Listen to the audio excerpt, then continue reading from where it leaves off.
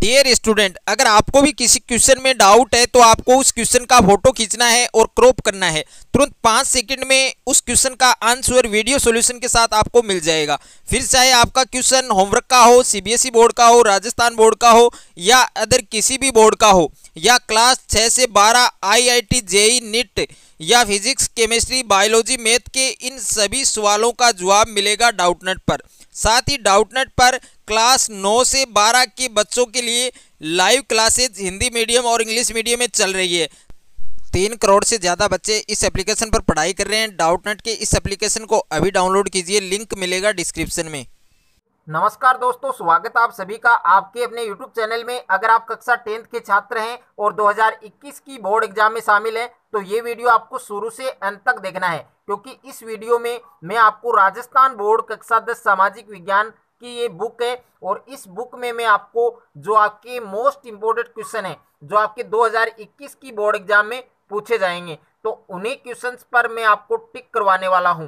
यानी ये जो बुक है राजस्थान बोर्ड कक्षा 10 सामाजिक विज्ञान की, मैं आपको ऑल चैप्टर के मोस्ट इंपोर्टेंट क्वेश्चन बताने वाला हूं और जो क्वेश्चन मैं आपको टिक करवा रहा हूं वही क्वेश्चन आपको पढ़ने हैं। यानी इन क्वेश्चंस को पढ़कर भी आप सामाजिक विज्ञान में 60 या 70 नंबर यानी 80 नंबर का जो पेपर आएगा आपके बोर्ड का, उसमें से आप 60 या 70 नंबर आप आराम से बना सकते हैं। आपको इन्हीं क्वेश्चंस की अच्छे से आपको तैयारी करनी है।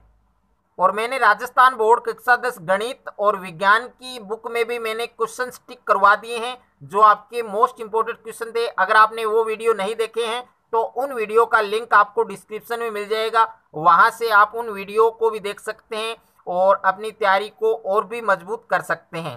तो आज के इस वीडियो में हम कक्षा 10 सामाजिक विज्ञान और कक्षा 10 सामाजिक विज्ञान में जो आपके चैप्टर हैं, यानी इस बार कुछ चैप्टर आपके हटा दिए गए हैं तो उनमें हम क्वेश्चंस को टिक नहीं करवाएंगे।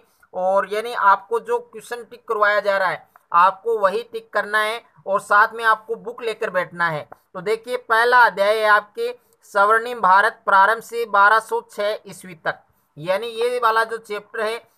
तो इस चैप्टर में आपके जितने भी आपके सिलेबस में जो क्वेश्चन हैं और जिन क्वेश्चंस को मैं आपको टिक करवा रहा हूँ वही क्वेश्चंस की आपको अच्छे से तैयारी करनी है। यानी ये जो क्वेश्चन मैं आपको बता रहा हूँ ये क्वेश्चन आपके वेरी मोस्ट इंपॉर्टेंट क्वेश्चन है और जो क्वेश्चन मैंने ग्रीन पेन से जिनको नोट किया है उन्हीं क्वेश्चंस को आपको टिक करना है। तो यहाँ पर जो 5वां प्रश्न है इसको आपको टिक करना है और ये वेरी इंपॉर्टेंट क्वेश्चन है इस चैप्टर का कि समायकर्ता नामक अधिकारी का क्या कार्य था। तो एक चीज और भी मैं आपको इसमें बता देता हूँ कि एक है आपकी सन्निधाता। तो सन्निधाता का जो कार्य है वो भी आपको याद रखना है। यानी सन्निधाता और समाहर्ता इन दोनों अधिकारियों का क्या कार्य था, वो कार्य आपके बोर्ड एग्जाम में इस बार पूछा जाएगा। या तो समाहर्ता अधिकारी का कार्य आएगा या फिर सन्निधाता का, इन दोनों को आपको अच्छे से तैयार करना है। ओके, उसके बाद में क्वेश्चन नंबर 10 इसको भी आपको टिक करना है कि जो स्कंदगुप्त है उन्होंने मौर्यों द्वारा निर्मित किस झील का जीर्णोद्धार करवाया, ये आपको अच्छे से तैयार करना है। और उसके बाद में क्वेश्चन नंबर 11 ये आपके वेरी इंपॉर्टेंट क्वेश्चन है। इसमें आपको क्या दिया गया है कि हर्षवर्धन की जो साहित्यिक रचनाएं हैं उनके आपको नाम लिखने हैं। यानी एक तो आपके प्रियदर्शिका है और एक आपकी रत्नावली है, तो इन रचनाओं के नाम आपको बताने हैं। तो ये क्वेश्चन भी आपके वेरी इंपॉर्टेंट है, इस क्वेश्चन को भी आपको बहुत ही अच्छे से तैयार करना है। उसके बाद में क्वेश्चन नंबर 2 आपको दिया है, इसको भी आपको टिक करना है कि मौर्य कालीन प्रशासन और समाज का वर्णन कीजिए। ये क्वेश्चन आपके काफी बार बोर्ड एग्जाम में आ चुका है, तो इस क्वेश्चन को आपको छोड़ना नहीं है, यानी अच्छे से आपको तैयार करना है। उसके बाद में क्वेश्चन नंबर 3 है, गुप्त वंश के प्रमुख शासकों का वर्णन करते हुए इस काल की जो सांस्कृतिक उपलब्धियां हैं उन पर आपको लेख लिखना है। यानी जो गुप्त कालीन है उसकी सांस्कृतिक उपलब्धियां, ये भी आपके एग्जाम में आ सकता है। यानी रिपीटेड क्वेश्चन है, काफी बार बोर्ड एग्जाम में क्वेश्चन आ चुका है। जो क्वेश्चन मैंने चैप्टर फर्स्ट से बताए हैं आपको केवल इन्हीं क्वेश्चंस को बार तैयार करना है और इनमें से ही आपके 2021 की बोर्ड एग्जाम में इन्हीं क्वेश्चंस में से आपके फंसने वाला है। उसके बाद में आपके चैप्टर 2 है। अब देखिए चैप्टर 2 है आपके संघर्षकालीन भारत। यानी संघर्षकालीन भारत 1206 ईस्वी से 1757 ईस्वी तक। तो इस चैप्टर के कौन कौन से जो आपके इम्पोर्टेंट क्वेश्चन हैं जो आपके 2021 की बोर्ड एग्जाम में आ सकते हैं। तो जो क्वेश्चन मैं आपको टिक करवा रहा हूं वही क्वेश्चन आपको अच्छे से तैयार करने हैं। तो देखिए इसमें जो पहला क्वेश्चन है यानी क्वेश्चन नंबर 8, ये क्या दिया गया है कि विश्व प्रसिद्ध हल्दी घाटी युद्ध कब हुआ था। तो हल्दी घाटी का जो विश्व प्रसिद्ध हल्दी घाटी का युद्ध कब हुआ था ये आपको बताना है। इसमें ये काफी इंपॉर्टेंट क्वेश्चन है। उसके बाद में है आपके लघुत्रात्मक में पहला क्वेश्चन, ये क्वेश्चन आपके 3 बार बोर्ड एग्जाम में आ चुका है, वेरी वेरी इंपॉर्टेंट है। मोहम्मद तुगलक की 5 योजनाओं के नाम लिखिए। यानी जो मोहम्मद तुगलक है उसके आपको 5 योजनाओं के नाम लिखने हैं। काफी इंपॉर्टेंट क्वेश्चन है ये भी, तो इस क्वेश्चन को भी आपको अच्छे से तैयार करना है। उसके बाद में एक क्वेश्चन नंबर 6, बंदा बैरागी कौन था। ये क्वेश्चन भी आपके रिपीटेड है, काफी बार बोर्ड एग्जाम में आ चुके हैं। यानी इस बार का जो बोर्ड का जो पेपर आएगा 2021 की बोर्ड एग्जाम का सामाजिक विज्ञान का, यानी खास तौर पर सामाजिक विज्ञान का, और सामाजिक विज्ञान में उन्हीं क्वेश्चंस को लिया जाएगा जो आपके पीछे बोर्ड एग्जाम में क्वेश्चन आपके आ चुके हैं, यानी रिपीटेड क्वेश्चन जो बार बार आपके बोर्ड एग्जाम में आते हैं। तो जो क्वेश्चन मैं आपको बता रहा हूँ वो क्वेश्चन आपको तैयार करके जाने हैं। और एक है आपके क्वेश्चन नंबर 3, हल्दी घाटी युद्ध पर निबंध लिखिए। ये क्वेश्चन आपके वेरी वेरी इंपॉर्टेंट है इस चैप्टर का, इसको आपको बहुत ही अच्छे से तैयार करना है। यानी हल्दी घाटी का जो युद्ध है उस पर आपको क्या लिखना है, निबंध। तो हल्दी घाटी युद्ध पर आपको जो इंपॉर्टेंट लाइन्स हैं वो आपको अच्छे से जरूर तैयार करनी है, क्योंकि जो क्वेश्चन मैंने बताए हैं इस चैप्टर से मैंने आपको टोटल 4 क्वेश्चन बताए हैं, इन्हीं में से एक क्वेश्चन आपके 2021 की बोर्ड एग्जाम में फंसने वाला है। तो अच्छे से आपको तैयार करना है। उसके बाद में अध्याय 3 है आपके अंग्रेजी साम्राज्य का प्रतिकार एवं संघर्ष। तो अंग्रेजी साम्राज्य का प्रतिकार एवं संघर्ष, इस चैप्टर के कौन कौन से क्वेश्चन हैं जो आपके बोर्ड एग्जाम में आ सकते हैं, तो वो क्वेश्चन आपको अच्छे से तैयार करने हैं और वो क्वेश्चन आपको जरूर टिक करने हैं जो आपके इस चैप्टर के हैं। तो देखिए चैप्टर 3 में एक तो आपके पहला क्वेश्चन है, पहला क्वेश्चन आपको क्या दिया गया है कि ईस्ट इंडिया कंपनी की स्थापना कब हुई थी। ये आपको अच्छे से तैयार करना है कि ईस्ट इंडिया कंपनी की जो स्थापना है वो आपके कब हुई थी। और एक आपके क्वेश्चन नंबर 3 है, विनायक दामोदर सावरकर का स्वतंत्रता संघर्ष में क्या योगदान है। ये क्वेश्चन भी आपको टिक करना है, इंपॉर्टेंट क्वेश्चन है ये भी। उसके बाद में एक क्वेश्चन नंबर 9 है आपके कि प्रजामंडलों की स्थापना में राजस्थान है उसमें स्थापना क्यों की गई, यानी प्रजामंडलों की राजस्थान में स्थापना क्यों की गई। तो इस प्रकार से आपको अच्छे से क्वेश्चन तैयार करना है। उसके बाद में देखिए जो छोटा क्वेश्चन आने वाला है इस चैप्टर से वो आपके इस पॉइंट से आएगा। पॉइंट का नाम क्या है कि प्रमुख प्रजामंडलों की स्थापना। ये आपके टोटल 20 है, इनको आपको अच्छे से तैयार करना है। ये पहला है आपके जयपुर प्रजामंडल। तो क्वेश्चन किस प्रकार से आएगा कि जयपुर प्रजामंडल के संस्थापक कौन थे, तो जमनालाल बजाज और कपूरचंद पाटनी।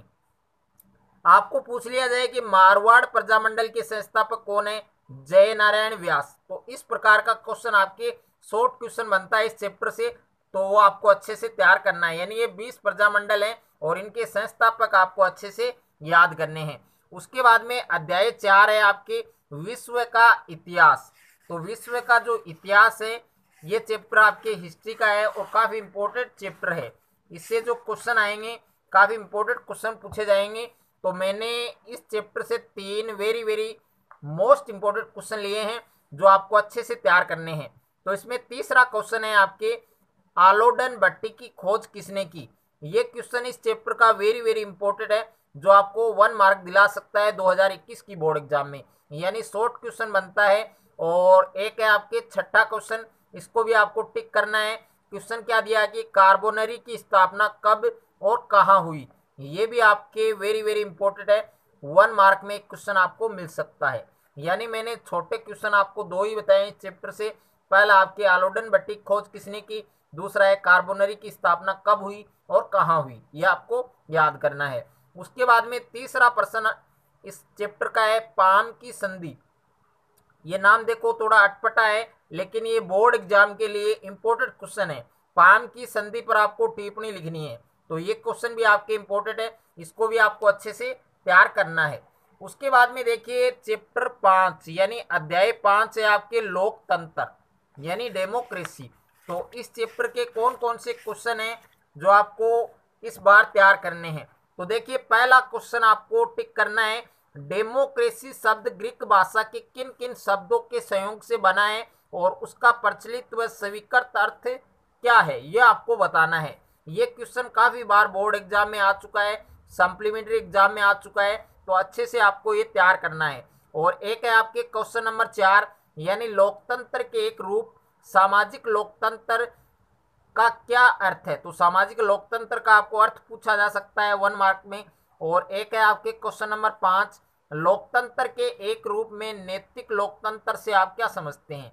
तो सामाजिक लोकतंत्र और नैतिक लोकतंत्र इन दोनों की परिभाषा पूछी जा सकती है, इनका अर्थ पूछा जा सकता है। तो 3 क्वेश्चन तो आपके ये हैं, ये आपको टिक करने हैं। और एक है आपके क्वेश्चन नंबर 10 लोकतंत्र के सफल संचालन के लिए आवश्यक 3 शर्तों या परिस्थितियों का उल्लेख कीजिए। ये क्वेश्चन भी आपके इंपॉर्टेंट है। उसके बाद में एक है आपके निम्नात्मक में क्वेश्चन नंबर 2 है लोकतंत्र को शासन का एक रूप सामाजिक संगठन का एक सिद्धांत तथा जीवन की एक पद्धति माना जाता है, क्यों माना जाता है, ये भी आपके आ सकता है। और एक है आपके क्वेश्चन नंबर 7 निम्नलिखित पर टिप्पणियां लिखिए, जिसमें पहला है उदारवादी प्रतिनिधि लोकतंत्र के प्रमुख लक्षण, और दूसरा है आपके लोकतंत्र अयोग्यता का शासन है, और 6 में दिया है लोकतंत्र शासन का सबसे अच्छा रूप है क्योंकि व्यक्ति को इससे श्रेष्ठ शासन का अभी भी ज्ञान नहीं है। और द में आपको दिया है लोकतंत्र के दोषों के अंत के लिए प्रमुख सुझाव दीजिए। तो ये क्वेश्चन आपको लोकतंत्र वाले चैप्टर से तैयार करने हैं। उसके बाद में छठा चैप्टर है आपके केंद्र सरकार यानी केंद्र सरकार वाला जो चैप्टर है उसमें आपके बड़े क्वेश्चन के ज़्यादा चांस हैं। तो बड़े वाले जो क्वेश्चन हैं वो आपको अच्छे से तैयार करने हैं। तो देखिए सबसे पहले एक शॉर्ट क्वेश्चन है जो आपको 1 मार्क दिला सकता है कि राष्ट्रपति का चुनाव किस पद्धति के आधार पर होता है। यानी क्वेश्चन नंबर 2 आपको टिक करना है, राष्ट्रपति का जो चुनाव है वो किस पद्धति के आधार पर होता है। तो इसका आंसर आप सभी को कमेंट बॉक्स में मुझे बताना है। और उसके बाद में क्वेश्चन नंबर 9 ये आपके वेरी वेरी इंपॉर्टेंट क्वेश्चन है, यानी इस चैप्टर का वेरी वेरी इंपॉर्टेंट क्वेश्चन है अभिलेख न्यायालय का क्या आशय है। तो अभिलेख न्यायालय का या अभिलेख न्यायालय से क्या अभिप्राय है, इसको परिभाषित कीजिए। तो इस प्रकार से क्वेश्चन आपके बोर्ड एग्जाम में आ सकता है। और एक है आपके क्वेश्चन नंबर 8 उच्चतम न्यायालय को एक अभिलेख न्यायालय क्यों कहा जाता है। ये भी आपके वेरी वेरी इंपॉर्टेंट है। यानी इस चैप्टर से जितने भी मैं आपको क्वेश्चन बता रहा हूँ ये सारे क्वेश्चन आपको तैयार करने हैं। उसके बाद में क्वेश्चन नंबर 2 आपके निम्नात्मक में राष्ट्रपति की सामान्य काल में शक्तियों तथा अधिकारों की विवेचना कीजिए। यह आपके बड़े मार्क में पूछा जाएगा क्वेश्चन। और एक है आपके क्वेश्चन नंबर 3 राष्ट्रपति की आपातकालीन शक्तियों की आपको विवेचना करनी है। तो जो क्वेश्चन मैंने इस चैप्टर से बताए हैं सारे क्वेश्चन आपको तैयार करने हैं। उसके बाद में है आपके चैप्टर 7 यानी राज्य सरकार। तो राज्य सरकार वाला जो चैप्टर है उसमें भी आपके बड़े मार्क के क्वेश्चन बनने के ज़्यादा चांस हैं। तो बड़े मार्क वाले जो क्वेश्चन हैं वो आपको तैयार करने हैं। तो सबसे पहले हम बात करें तो देखिए एक आपके लघुत्रात्मक में जो आपके छठा क्वेश्चन है ये आपको तैयार करना है, राज्यपाल की स्वविवेकीय शक्तियां बतलाइए या समझाइए। तो ये आपके वेरी वेरी इंपॉर्टेंट क्वेश्चन है जिसको आपको तैयार करना है। और एक है आपके क्वेश्चन नंबर 2 निम्नात्मक में है क्वेश्चन नंबर 2 विधान परिषद के गठन और इनके अधिकार और इनके कार्यों का उल्लेख कीजिए। यह आपको बड़े मार्क में मिल सकता है। यानी मैंने इस चैप्टर से केवल 2 क्वेश्चन आपको बताए हैं, दोनों क्वेश्चन आपको तैयार करने हैं। उसके बाद में आपके चैप्टर 8 यानी अध्याय 8 जल संसाधन। तो जल संसाधन वाला जो चैप्टर है इसके भी मैंने वेरी वेरी इंपॉर्टेंट क्वेश्चन है जो मैं आपको टिक करवाने वाला हूं। तो देखिए सबसे पहले अति लघुत्रात्मक तो अति लघुत्रात्मक में पहला एक क्वेश्चन है जो आपको तैयार करना है, जल प्रबंधन से क्या तात्पर्य है, यानी जल प्रबंधन की आपको परिभाषा याद करनी है। और एक है आपके क्वेश्चन नंबर 4 जिसको टिक करना है आपको, बिराज से क्या तात्पर्य, यानी बिराज का क्या अर्थ है, इसकी क्या परिभाषा है, ये आपको याद करना है। और एक है आपके क्वेश्चन नंबर 4 यानी खड़िन क्या है, प्रकाश डालिए, तो खड़िन के बारे में भी आपको याद करना है। तो ये 2 ही क्वेश्चन आपको इस चैप्टर से, 3 क्वेश्चन है, तो टोटल 3 क्वेश्चन आपको इस चैप्टर से तैयार करने हैं। उसके बाद में अध्याय 9 है आपके भारतीय कृषि, यानी भारतीय कृषि वाला जो चैप्टर है, तो इस चैप्टर में आपको कौन कौन से क्वेश्चन टिक करने हैं। तो देखिए, एक तो आपके क्वेश्चन नंबर 2 दिया गया, भारत में बागानी फसलें कौन कौन सी होती हैं, या फिर आपसे ये भी पूछा जा सकता है कि बागानी फसलें किसे कहते हैं। उसके बाद में क्वेश्चन नंबर 3 भी आपको टिक करना है, मुद्रादायनी फसलों से क्या आशय है। और उसके बाद में 8वां है, नरमा से आप क्या समझते हैं।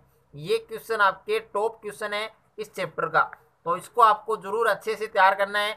और एक है आपके क्वेश्चन नंबर 4 लघुत्रात्मक में, यानी भारत के प्रधान फसल क्षेत्र बताइए। तो भारत के जो प्रधान फसल क्षेत्र हैं उनके नाम आपको लिखने हैं, उनके बारे में आपको लिखना है। उसके बाद में 10वां चैप्टर है आपके खनिज व ऊर्जा संसाधन।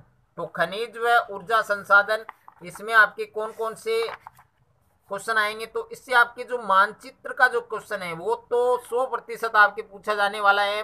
कौन सा क्वेश्चन आएगा, किस प्रकार का आएगा, वो भी मैं आपको इसमें बताऊंगा। तो सबसे पहले आपको अति लघुत्रात्मक में 8वां जो क्वेश्चन है वो आपको टिक करना है, क्योंकि एक क्वेश्चन काफी इंपॉर्टेंट है। जीवाश्म खनिज से आप क्या समझते हैं, यानी जीवाश्म खनिज की जो डेफिनेशन है, जो परिभाषा है, वो आपको याद करनी है। उसके बाद में ये क्वेश्चन नंबर 5 यह आपके मानचित्र में पूछा जाएगा, यानी निम्नांकित को मानचित्र में अंकित कीजिए, जिसमें पहला है आपके भारत के कोयला क्षेत्र और दूसरा है राजस्थान के प्रमुख खनिज। इन दोनों को आपको तैयार करना है, यानी भारत के जो प्रमुख 5 कोयला क्षेत्र या राजस्थान के प्रमुख 5 खनिज, तो इनके नाम आपको जो मानचित्र आएगा उसमें आपको अंकित करना पड़ेगा। तो ये आपको जरूर सीखना है। उसके बाद में अगला चैप्टर है आपके चैप्टर 11 है विनिर्माण उद्योग। तो विनिर्माण उद्योग है, इसमें भी आपके काफी सारे क्वेश्चन हैं जो वेरी वेरी इंपॉर्टेंट है, जिनको आपको टिक करना है। तो सबसे पहले आपको क्वेश्चन नंबर 3 टिक करना है, यानी विनिर्माण उद्योग से क्या आशय है। तो विनिर्माण उद्योग की आपको परिभाषा याद करनी है। और उसके बाद में अगला क्वेश्चन दिया है आपको, क्वेश्चन नंबर 8 है, यानी पूर्व का बोस्टन के नाम से किसे पुकारा जाता है। तो क्वेश्चन नंबर 8 है, इसको आपको टिक करना है कि पूर्व का बोस्टन के नाम से किसे जाना जाता है। तो जिन बच्चों को इस क्वेश्चन का आंसर पता है वो आप हमें कमेंट करके भी बता सकते हैं। उसके बाद में अगला चैप्टर है आपके अध्याय 12, यानी अध्याय 12 का नाम है मानव संसाधन। तो मानव संसाधन वाला जो चैप्टर है, इसमें आपके कौन कौन से क्वेश्चन हैं जो आपके 2021 की बोर्ड एग्जाम में पूछे जा सकते हैं। तो इसमें काफी सारे क्वेश्चन हैं। तो इसमें अति लघुत्रात्मक में पहला क्वेश्चन आपको टिक करना है कि भारत में सर्वाधिक जनसंख्या किस राज्य की है। वेरी वेरी इंपॉर्टेंट है, और ये क्वेश्चन आपको 2021 की बोर्ड एग्जाम में 1 मार्क दिला सकता है। यानी भारत में सर्वाधिक जनसंख्या है वो कौन से राज्य की है, उस राज्य का नाम आपको लिखना है। उसके बाद में है आपके अगला क्वेश्चन है क्वेश्चन नंबर 10, ये आपको टिक करना है लिंगानुपात क्या है, यानी लिंगानुपात की आपको परिभाषा बतानी है। और एक है आपके लघुत्रात्मक में पहला क्वेश्चन, साक्षरता दर किसे कहते हैं। तो साक्षरता दर की भी आपको परिभाषा याद करनी है। और एक आपके क्वेश्चन नंबर 2 है, संसाधन किसे कहते हैं, यानी संसाधन की आपको परिभाषा याद करनी है। और एक आपके क्वेश्चन नंबर 5, यानी जनसंख्या वृद्धि दर को नियंत्रित करने के उपाय लिखिए। तो जनसंख्या वृद्धि दर है उसको हम किस प्रकार से नियंत्रित कर सकते हैं, किस प्रकार से उसको कंट्रोल में ला सकते हैं, तो उनके आपको उपाय याद करने हैं। और एक आपके निम्नात्मक में पहला क्वेश्चन, जनसंख्या नीति की प्रमुख विशेषताओं का वर्णन कीजिए। ये वेरी वेरी इंपॉर्टेंट क्वेश्चन है इस चैप्टर का, तो इसको आपको जरूर अच्छे से तैयार करना है। अब देखिए चैप्टर 13 है आपके परिवहन एवं संचार। तो इस बार कोविड के कारण ये वाला जो चैप्टर है वो आपके हटा दिया गया है, तो इस चैप्टर में आपको कुछ भी नहीं पढ़ना है। इस चैप्टर में जो 13 वाला चैप्टर है इसमें कुछ नहीं पढ़ना है, क्योंकि इस चैप्टर को इस बार हटा दिया गया है। उसके बाद में चैप्टर 14 है आपके आर्थिक अवधारणाएं एवं नियोजन। तो देखिए आर्थिक अवधारणाएं एवं नियोजन, तो इस चैप्टर में आपको क्या क्या पढ़ना है, कौन कौन से क्वेश्चन पढ़ने हैं। तो इसमें पहला क्वेश्चन है आपके राष्ट्रीय आय की परिभाषा लिखिए, यानी जो राष्ट्रीय आय है ये वाला पहला क्वेश्चन आपको टिक करना है। और दूसरा क्वेश्चन आपके वेरी वेरी इंपॉर्टेंट क्वेश्चन है। इस क्वेश्चन के आपके 90% चांस हैं। सकल घरेलू उत्पाद को परिभाषित कीजिए, यानी सकल घरेलू उत्पाद की आपके परिभाषा आ सकती है। तो इस क्वेश्चन को आपको जरूर अच्छे से तैयार करना है एग्जाम से पहले। और एक है आपके क्वेश्चन नंबर 7, इसको टिक करना है, आर्थिक विकास का अर्थ स्पष्ट कीजिए। और एक है आपके question number 8, Shri M Visvesvaraya की पुस्तक का नाम लिखिए। ये क्वेश्चन भी आपके टॉप क्वेश्चन है। और एक है आपके क्वेश्चन नंबर 10, नीति आयोग के अध्यक्ष कौन है। तो नीति आयोग का जो अध्यक्ष है, इस क्वेश्चन को मैं बार बार आपको करवा चुका हूं, बार बार बता चुका हूं कि नीति आयोग का अध्यक्ष कौन होता है, प्रधानमंत्री होता है। और नीति आयोग के जो उपाध्यक्ष है उसका नाम भी आपको याद रखना है। और इसका आंसर आप कमेंट बॉक्स में मुझे बता सकते हैं कि नीति आयोग का जो अध्यक्ष है और उपाध्यक्ष है वो कौन होता है, उनका नाम लिखिए। उसके बाद में क्वेश्चन जो अध्याय 15 है, अध्याय 15 का नाम है भारतीय अर्थव्यवस्था की विशेषताएं एवं नवीन प्रवृत्तियां। तो इसमें आपको क्या क्या पढ़ना है, इसमें भी कुछ टॉप क्वेश्चन है जिनको आपको पढ़ के जाना है एग्जाम से पहले। इसमें एक तो आपके क्वेश्चन नंबर 9 है, वैश्वीकरण से क्या तात्पर्य है, यानी वैश्वीकरण की आपको परिभाषा लिखनी है। और एक है आपके क्वेश्चन नंबर 10, मानव पूंजी किसे कहते हैं। ये क्वेश्चन काफी बार आपके बोर्ड एग्जाम में आ चुका है, वेरी वेरी इंपॉर्टेंट क्वेश्चन है। और एक है आपके क्वेश्चन नंबर 11, स्वदेशी की अवधारणा का अर्थ स्पष्ट कीजिए, यानी स्वदेशी की जो अवधारणा है उसका आपको अर्थ स्पष्ट करना है। और एक है आपके क्वेश्चन नंबर 6, विनिवेश से आप क्या समझते हैं। और एक क्वेश्चन नंबर 8 है, वैश्वीकरण के लाभ बताइए। और एक आपके क्वेश्चन नंबर 10, कौशल विकास पर टिप्पणी लिखिए। ये क्वेश्चन आपके वेरी वेरी इंपॉर्टेंट है 2021 की बोर्ड एग्जाम के लिए। तो इस क्वेश्चन को आपको जरूर अच्छे से तैयार करना है। उसके बाद में अध्याय 16 है आपकी भारतीय अर्थव्यवस्था के समक्ष चुनौतियां। तो इसमें आपको क्या क्या पढ़ना है, इसमें भी एक या दो क्वेश्चन है आपके जो टॉप है।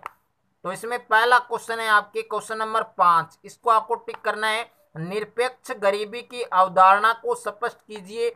और एक है आपके क्वेश्चन नंबर 7, ये क्वेश्चन आपके 1 नंबर में आ सकता है, भारत में गरीबी को मापने का प्रथम प्रयास किसने तथा कब किया, यानी भारत में गरीबी को मापने का सर्वप्रथम प्रयास किसने किया और कब किया। और एक क्वेश्चन नंबर 9 जो हर बार आपके बोर्ड एग्जाम में आता है और इस बार भी आपके 2021 की बोर्ड एग्जाम में पक्का आने वाला है। तो इस क्वेश्चन को आपको जरूर अच्छे से तैयार करना है, छिपी हुई बेरोजगारी किसे कहा जाता है। तो छिपी हुई बेरोजगारी की आपको परिभाषा लिखनी है। और छिपी हुई बेरोजगारी का दूसरा नाम है जो आपके बोर्ड एग्जाम में आ सकता है, प्रच्छन्न बेरोजगारी।